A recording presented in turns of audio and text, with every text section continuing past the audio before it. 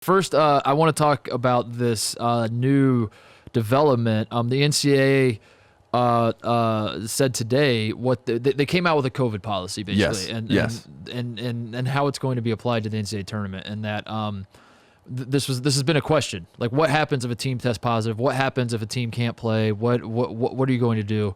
As it turns out, the answer is preposterous. As it turns out. They once the bracket is set on Selection Sunday, it's finalized, it's done, right? Or did they have like a 48-hour grace period? But once it's set, it's set. And then you take like some sort of grace period where if teams have trouble getting into the controlled environment, not a bubble. Yes, controlled environment. Long story short, if a team can't play because of COVID, they have 4 teams on standby that are just going to plug into the exact same seed, place in the bracket, everything that the team they're replacing was in. I'm going to say that again. If for example, if the Gonzaga Bulldogs cannot participate in the NCAA tournament, the number 1 overall seed, the team that is undefeated, the team that just had four of their players were named to finalists for position awards. It's the first time we've ever seen this in college basketball. You could argue, depending on what we see transpire over the Gonzaga next month has all the first team All-Americans. You could argue that. You could argue that Gonzaga is one of the greatest teams of all time. If there's a lot of football left to be played, as they say. But if Gonzaga runs the table, goes undefeated, they have 4 players that are final. Like, you could make that argument. But if they cannot play in the NCAA tournament, Tate, a team like, say, a Duke, a team like, say, a St. Bonaventure, who's on standby, just gets plugged in, takes over Gonzaga's 1 seed, and away we go. That's what's going to happen. That's what the NCAA said today. All I see in my head is, like you said, Gonzaga, God forbid, they have a Siberia moment, as Mark Few called it. Siberia's not going well. They are out of the tournament, the number 1 overall seed. One walk-on goes to Steak and Shake in downtown Indianapolis after hours. And there's one man sitting alone in a room in Atlanta, Georgia, with a visor on, who gets a call.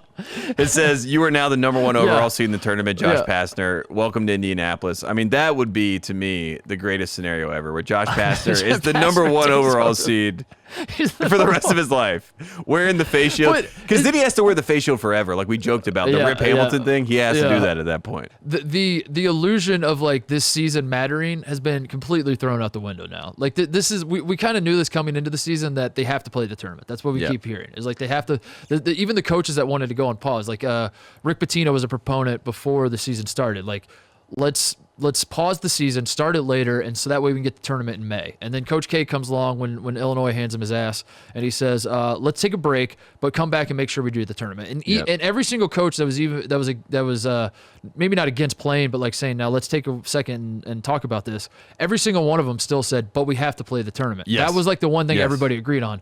We have to get a tournament in.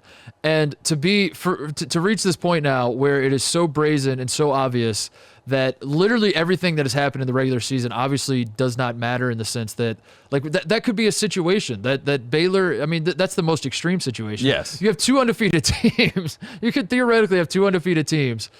Baylor's had COVID like 36 times this season. They've had to go on pause. I know. That's within the realm of possibility that Josh Pastner could take over for Baylor. And the whole attitude is like, we're not trying to necessarily crown the best team.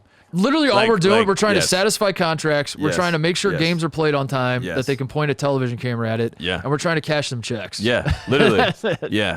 We don't care who's, like, do you want to make the Horizon League tournament be the NCAA tournament? Be our guest. We don't care. We just want the games to be played. That's all we care about. Like they should, you guys figure it out. They should change, like, One Shining Moment to just money, money, money, money. Like when they come into the intro, money. Like, that should be it, because that's pretty much what they just said to the world, honestly. And I think that's why it's so good. It's so good. And it's funny because it's so ironic when you think about the whole infrastructure of what, college basketball is, which is, amateur athletics. It's not about money. It's about crowning the best team. We have to find the pure best team with pure competition. Everyone has a chance. Like, this is the biggest tournament in sports that we know. I mean, I don't know. I don't follow all the sports, but it seems it's the biggest one to my knowledge. Like, a lot of people have a chance. chance. You have a chance. Everybody has a chance. Everybody win your has a conference chance. tournament.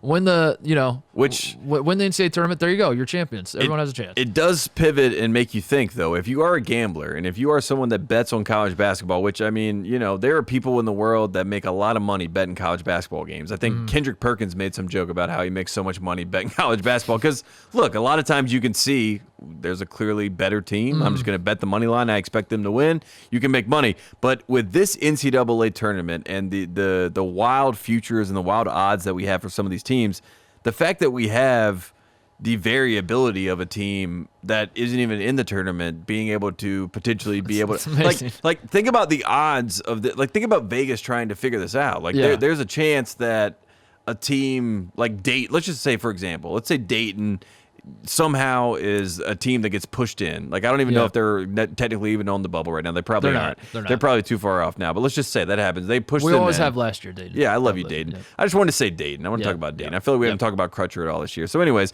we throw them in, and then Dayton goes and wins a championship somehow. They win miraculously 6 games.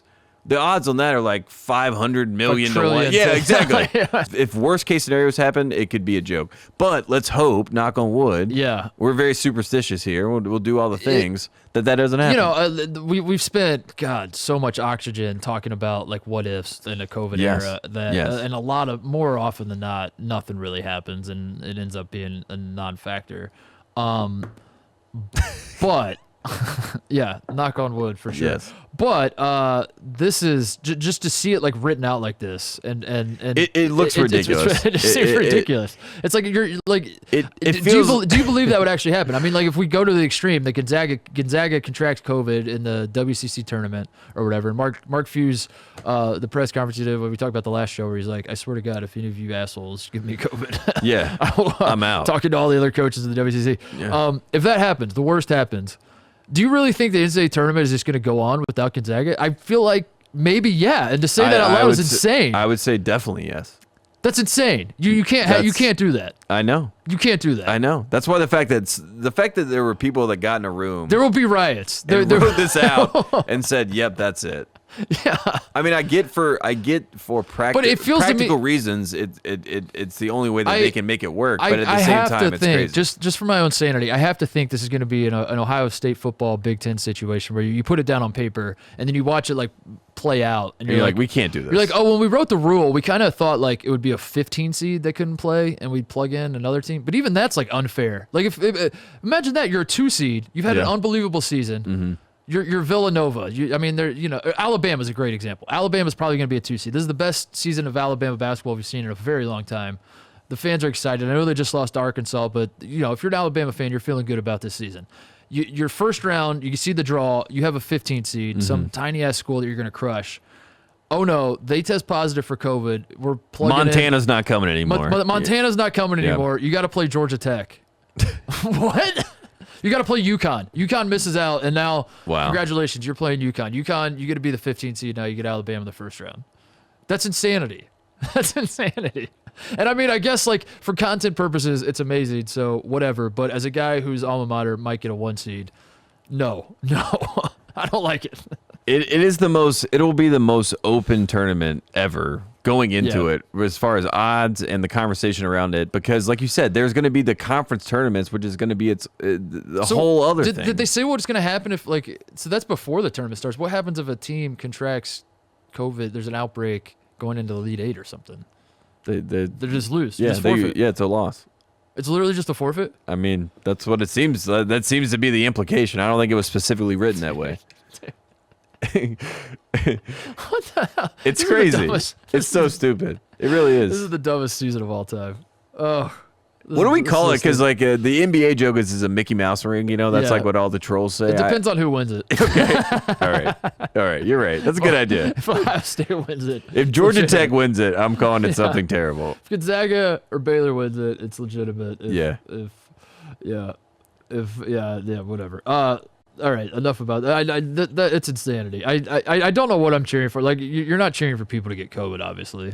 No. But the chaos that would happen if that happens is... I think the chaos is already there. The chaos it's already there. Just putting it on paper makes it chaotic. Playing it in one location is already chaotic. Having 25% fans It is wild, dude, how God, this is the dumbest season ever. We're all doing our best to like convince ourselves that this is somewhat normal. And I mean, the best part about it is that you and I are going to be there for the Final Four. So Yeah. you and I, we're like, man, it's going to be crazy there. Dude, maybe they'll call us up. Maybe you and I should be ready. Just stretch on the sidelines, and they'll throw us in and say, Dude, we don't have a team to play. I'll tell We you need this. guys." If North Carolina put me in the game, I'm diving on the floor. You know what I mean? I'm making plays. Like, you thought Brian Zubek was out there throwing elbows? Like, I got you. No doubt about that. The same can't be. I'm not doing that if I played for Ohio State. I'm just making it rain. That's all I'm doing. That's what I do. I'm the rainmaker. I would take shots, but also like I'm feeding the big men because I know it's Carolina basketball. I know what we do. You'd be Jackie Moon in it, where you're pump fake and post feed, and you're like, throw it back out, and then you catch it and pump fake. I would literally have Caleb Love next to me and be like, well, this is how you throw an entry pass, like right here. Hey there, thanks for watching Titus and Tate. For the full friend of the program experience, subscribe right below and come join us for all things college basketball. The action is heating up. Come join Titus and Tate.